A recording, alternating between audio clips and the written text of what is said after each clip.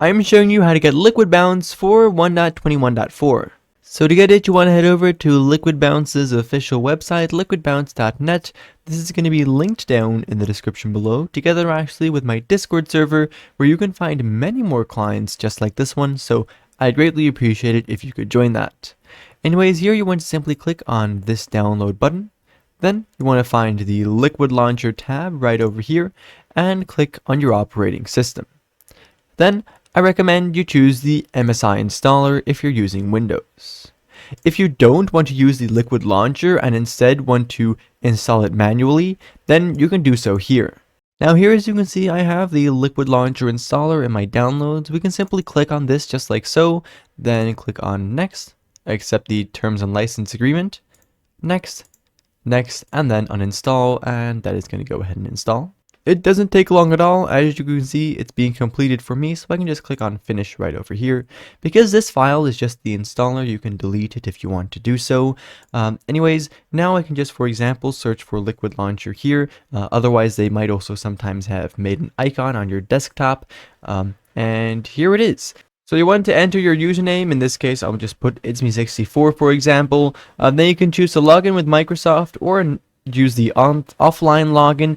I'm going to do that for right now, and basically that way you won't have to log in using Microsoft and the like. Anyways, now this is the launcher right over here. I'm not going to go too in-depth into this. It's also not that in-depth, to be honest. You want to focus on this tab on the left-hand side right over here. Here you can find the LiquidBounce version, and here as well your Minecraft version. In this case, you want to have the branch selected as Nextgen, and the build, I recommend just sticking with the latest one.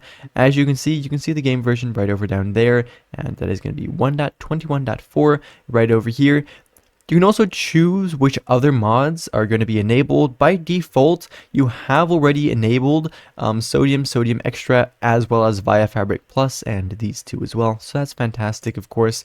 Anyways, once you've set up everything as you would like, you can simply click on this blue button right over there, and that is supposed to launch LiquidBounce, except you're first going to be brought over to this page of theirs here first. You need to wait for 5 seconds, and then you can click on this continue button right over here, and then you can download the LiquidBounce mod. That's going to bring you back to this area right over here, and as you can see, it is going to start downloading now. The reason why you get brought to that page, I think, is just so they earn a little bit of money off of the ads you have to see for those 5 seconds there, which is whatever, I suppose. Anyways, as I said, it's going to start downloading. Now we've launched Minecraft right over here.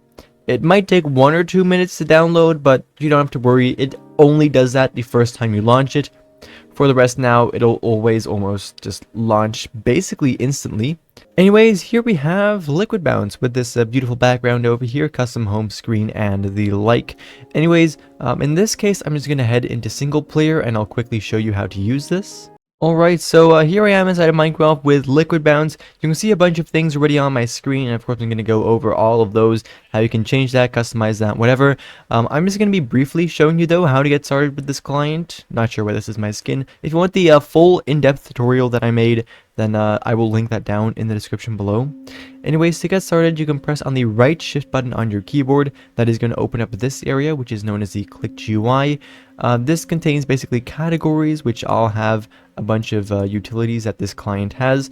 As you can see, you can organize these if you want to. There's this really nice grid pattern that allows you to do that. Incredibly useful, of course, apart from the fact that we have the search bar in the way. Alright, here I have now for myself somewhat organized the Click GUI. Of course, you can put this all however you want. Anyways, all these things here are the utilities that this client has. You can click on them to turn them on, and then click on them once again to turn them off. With these ones with an arrow right over there, you can actually right click on those, and you'll get a bit of a customization menu, as you can see right over here, which is of course really nice. One thing almost all the menus allow you to do is set a keybind, which is of course a really useful thing. Anyways, for the rest, this area should be pretty self-explanatory. If you're not sure what a module does, then you can hover over it, and as you can see, it'll give you a little description, and of course you can search for things as well if you want to do so right over there. For the rest, back to these things on our screen here. There's actually a lot of mobs. I'm getting distracted. This is all part of the HUD. We can open this area up again. In this render tab over here, if you scroll down, because you can scroll down, as you can see there's a lot more here than you might think there is. You can find the HUD tab right over there. If we right click on this, then we can customize that. Clicking on this inbuilt thing right over here is going to give you all the options that this has. So it has the watermark, tab GUI, which I'll get to in a second, the array list, which displays all active modules, as well as a bunch of other things, including the mini map, which you definitely also saw right over there. Basically, these are all things that can show up on your screen. If you want to remove them, you can simply turn them off. If you want to remove the HUD as a whole, click on that and everything will be removed. As you can see, it looks completely normal now, except of course we still have LiquidBounce enabled. Anyways, turning this back on, in the top left you will see the watermark, and below that something called the tab GUI.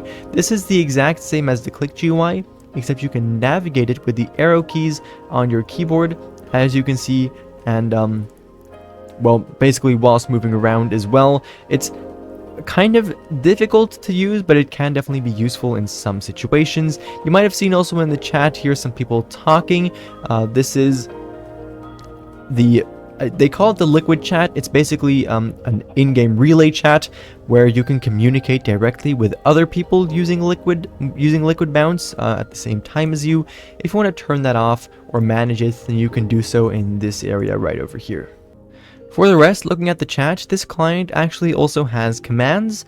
Instead of with the slash, these start with the dot. I can type .help in chat, and that is going to give me page 1 of 5 of the list of commands this client has. You can navigate the pages down here, and hovering above these is going to tell you exactly what the commands do. Which is of course really useful. It makes the commands incredibly easy to use. As a bonus, these commands have autofill as well, which is obviously fantastic. Autofill is so fantastic. It's amazing. I love it. It's a really nice client too, for sure. Anyways, for the rest, basically, what else? It has Discord rich presence. Keep in mind that it does have that. And for the rest, as I said, it should be pretty self-explanatory. If you have any questions you would like, of course, feel free to leave those down in the comments below. But for right now, thank you ever so much for watching, and I do of course hope to see you again in the next one. Bye-bye.